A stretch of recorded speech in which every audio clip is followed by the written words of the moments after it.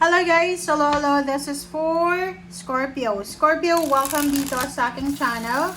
Kapalaran 888. Alamin natin, Scorpio, kung anong messages, vibration, gabay, energy para sa inyong lahat. So, titingnan natin. Scorpio. Okay, Scorpio. Three of Swords, Eight of Cups. Nakakaloka ka. Scorpio, yung first two cards mo dito sa linggong ito or simula ngayong linggong ito, maging careful ka sa mga tao sa paligid mo, especially yung mga taong nanakit na sa'yo dati. Maybe this is your ex, boyfriend, girlfriends, family, office mates, or kung sino man yung taong yan na ginawan ka ng hindi maganda, masama, nasaktan ka, umiyak ka, nasira yung plano mo, ganyan, ganito. Kung sino man yan, you need to parang withdraw yourself, 'di ba? 'Yun na nga, same with the Pisces. Panoorin mo yung Pisces, baka makaresonate ka. Sinasabi ng barahan na wag nyo nang pababalikin yung mga taong nanakit sa inyo sa nakaraan. Okay? You need to let go. You need to parang masaya ka na ngayon eh. So bakit mo pa pababalikin yung taong nanakit sa iyo? 'Di ba? So ito yung first message sa iyo.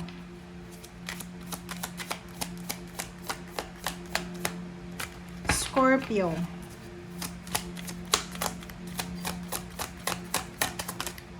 Alright. Ace of Swords. So, be careful tayo. Be careful tayo sa mga actions natin, mga desisyon sa linggong ito. Huwag kang magmamadali. Mag-iingat ka sa mga kwento, sa mga balita na posibleng ibabalita sa'yo. Chat, call, email, be careful sa communication. O kung may matanggap ka na balita, just read it or pakinggan mo lang kasi wala kang dapat na parang gawing action dito. And mag-iingat tayo sa pag-i-invest sa linggong ito. Kung mahilig ka, Scorpio, mag-invest, mabilis kang magtiwala sa pera. Mag-iingat ka kasi posibleng mawalan ka ng salapi. Okay, pwedeng ma-scam ka sa linggong ito or pwedeng manakawan ka. So, you need to be careful.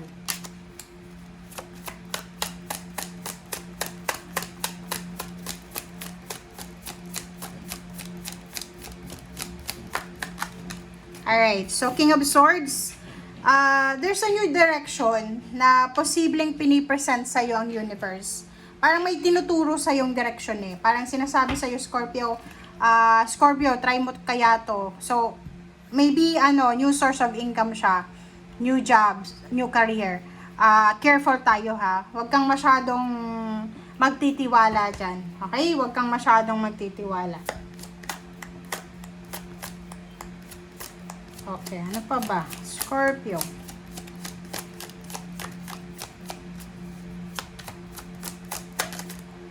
Alright, Ten of Cups. Sa linggong ito, Scorpio, there's parang family occasion na kailangan mong planuhin. So, maybe this is wedding anniversaries, monthsaries, birthdays, or anything na celebratory siya. So, busy ka sa paghahanda or maybe you are starting to prepare sa mga kakailanganin mo para sa okasyon.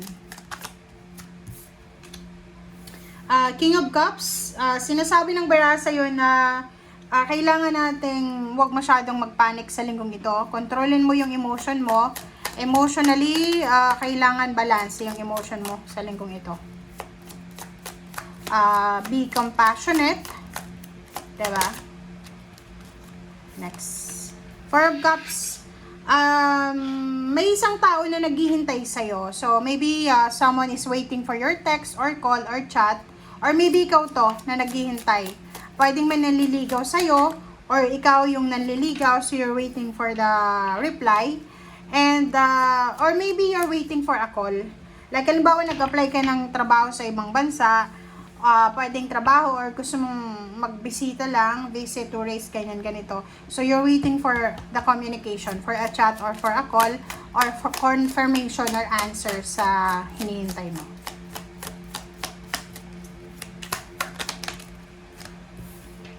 Okay, Queen of Pentacles and King of Pentacles. So, these two cards, sinasabi ng bara sa'yo na yung finances mo this week ay posibleng maging maayos or depende yon sa kung ano yung gagawin mo.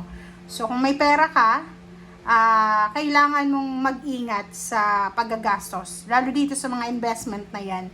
Kasi baka makapasok ka sa pyramid scam or sa mga scam ngayon online. So, ingat-ingat ka.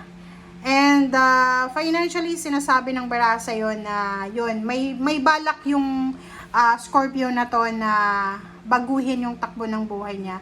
Siguro hindi ka masaya sa kung ano man ang ginagawa mo sa ngayon, sitwasyon mo sa ngayon.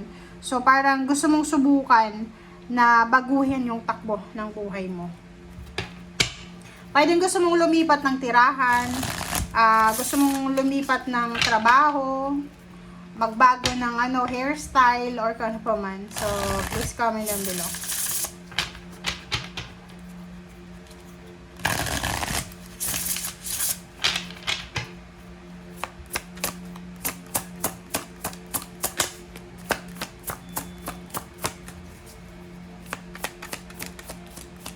Okay, Scorpio.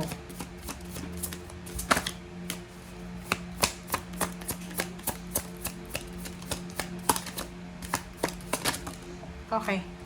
10 of Coins. Lump sum of money. Possible na may mahawakan kang malaking halagang pera sa linggong ito. So, maybe thousands of pesos or dollars, siya, kung ano man na currency. Meron kang mahawakan na pera. Or pwedeng yung iba sa inyo dyan, may mga nangutang sa inyo, pwedeng may magbabayad sa linggong ito.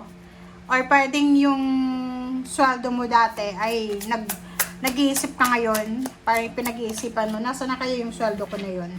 Okay, Two of Cups, this is all about emotion. Sinasabi ng bara sa'yo dito, ay posibleng yung dati mong boss, dating company na pinagtatrabahuhan mo, dati mong boss, dati mong, kasi Five of Coins to, dati mong kakilala, okay, posibleng mag-o-offer siya sa'yo ng new direction. Like, may trabaho ka ngayon, pwedeng yung offer sa'yo ay kailangan mong maghanap ng iba na trabaho. Like, for example, stable naman yung trabaho mo. Ang problema lang, hindi ka masaya siguro. So, nakikita ko sa'yo dito na maybe you're contacting messages siya diba? Parang chat, call, email sa mga kakilala mo. Para mag-ask ng tulong sa mga dating nakatulong sa'yo, parang ganun. Yung dating company, dating employer, dating katrabaho, pwedeng yun yung pwedeng makausap mo sa linggong ito. Okay? Thank you guys. Bye!